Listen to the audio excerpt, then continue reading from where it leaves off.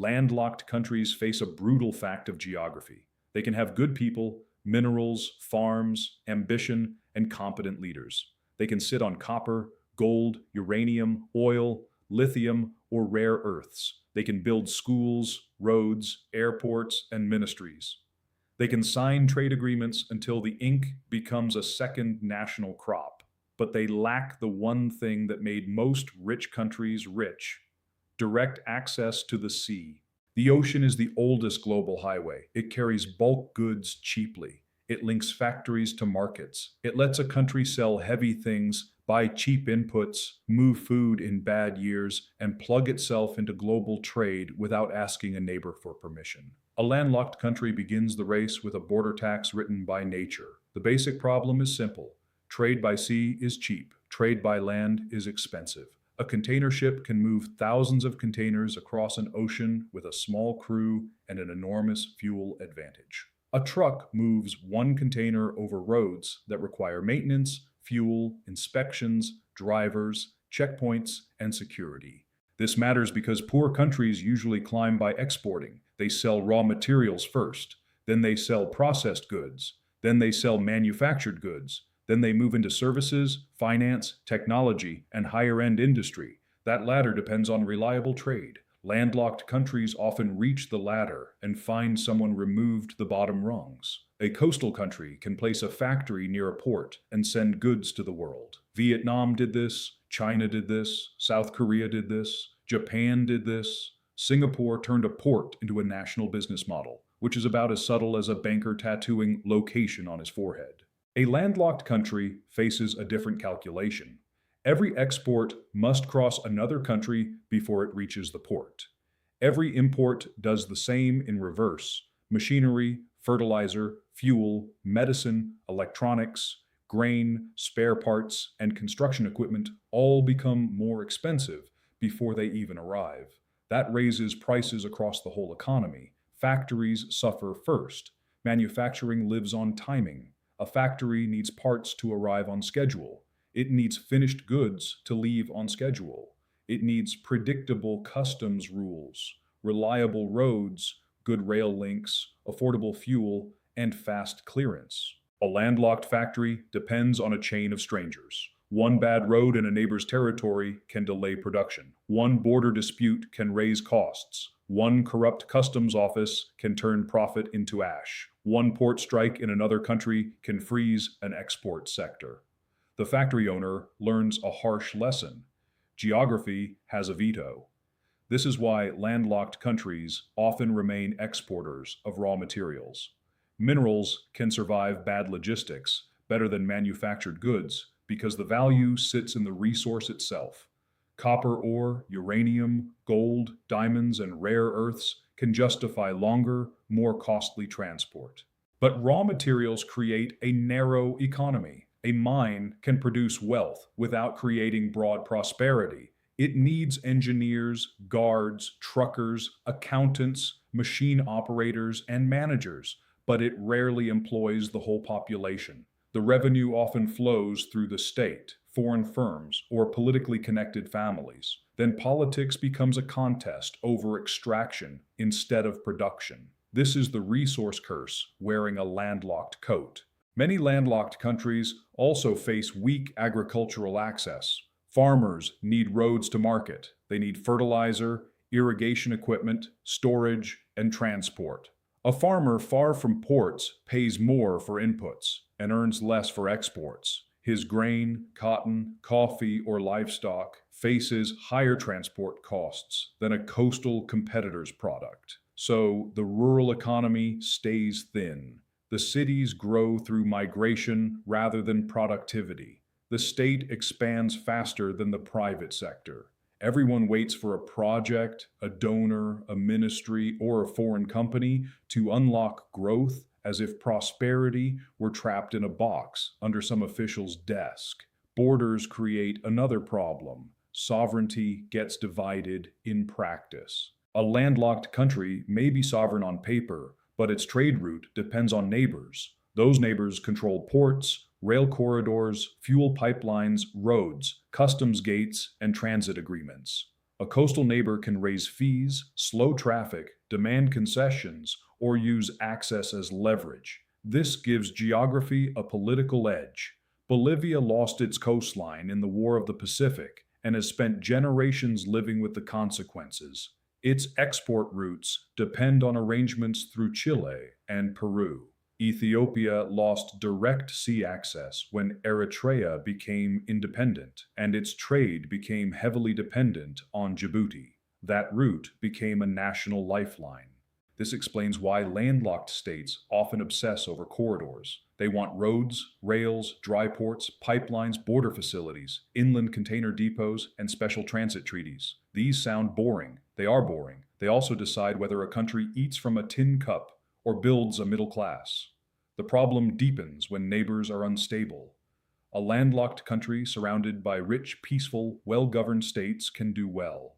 Switzerland and Austria prove the point. They sit inside Europe's dense commercial network. Their neighbors have excellent infrastructure, deep markets, clean customs systems, and strong legal frameworks. Being landlocked inside Europe carries fewer penalties because the whole region works like a machine. Now compare that with a landlocked country in Central Africa or Central Asia. Roads may be poor, rail networks may be limited, border delays may last days. Armed groups may threaten transport corridors. Customs procedures may resemble a paperwork swamp with flags on it. Regional politics may shift faster than a goat on a tin roof. The same geographic condition produces very different outcomes depending on the surrounding system. This is why landlocked poverty is partly a neighborhood problem. A coastal country can access the world even with difficult neighbors. A landlocked country needs at least one workable neighbor, preferably several. Geography becomes diplomacy with potholes. There is also a military dimension. Coastal states can build ports, navies, merchant fleets, coastal industries, and maritime defense systems. Their ports become economic nodes. Their navies protect trade. Their shipping firms gain experience. Their cities attract capital because investors see easy movement of goods. Landlocked states spend more energy securing borders and internal routes. Their defense problem points inward and outward at the same time. They must secure roads, rail lines, pipelines, mountain passes, desert crossings, and border gates. Smugglers, rebels, and rival factions understand this. A convoy route becomes a pressure point. This matters for investors. Capital hates uncertainty. It dislikes surprise taxes, stolen cargo, blocked roads, fuel shortages, and the charming adventure of wondering whether a shipment has been delayed by mud, rebels, or a man with a stamp who wants tea money. So investment goes elsewhere. Even when landlocked countries grow, the growth often clusters around a few sectors: mining, aid administration, government, military spending, transit services, cross-border trade, some agriculture, some tourism, a small professional class. That can raise GDP in bursts, but broad industrial development remains hard. The state then becomes too important. When private production struggles, politics becomes the main road to wealth. People seek government jobs, factions compete for contracts, foreign firms negotiate with ministers instead of millions of consumers. Aid agencies become part of the national economy. That creates a political culture where access matters more than output. This harms trust. It also harms competence. The deeper tragedy is that landlocked countries often need better government than coastal countries because their margin for error is smaller.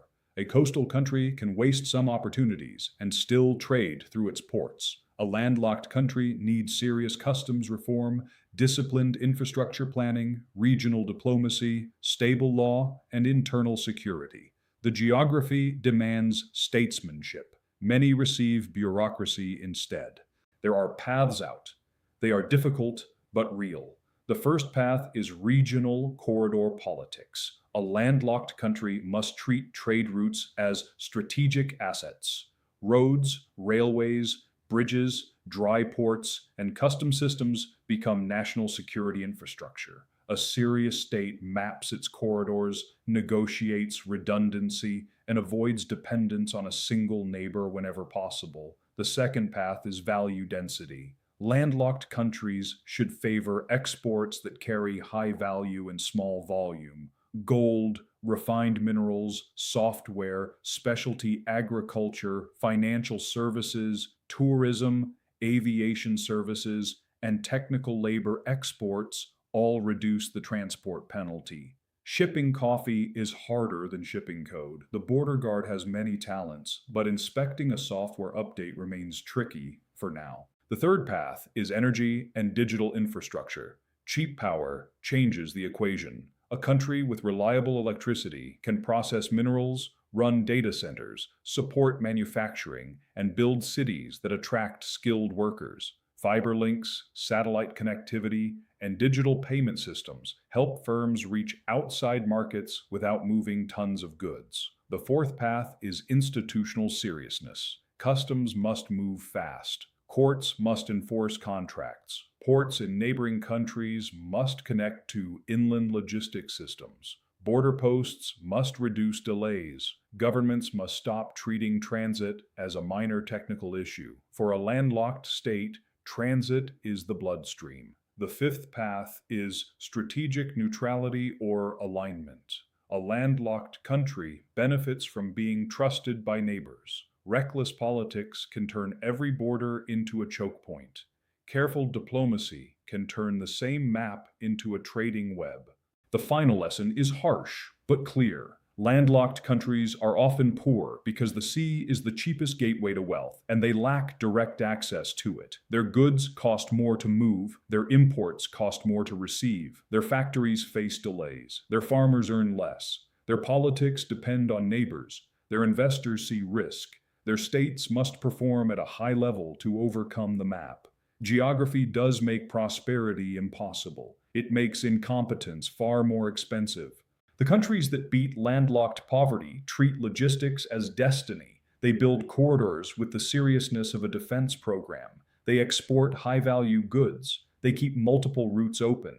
They make customs boring, which is one of the great signs of civilization. They understand that a border delay can be as damaging as a bad tax. The sea rewards countries that can reach it. The landlocked country must build its own ocean out of roads, rails, treaties, power lines, fiber cables, airports, and disciplined statecraft. That is the burden. That is also the opportunity. The map starts the argument, but a serious country can still answer it.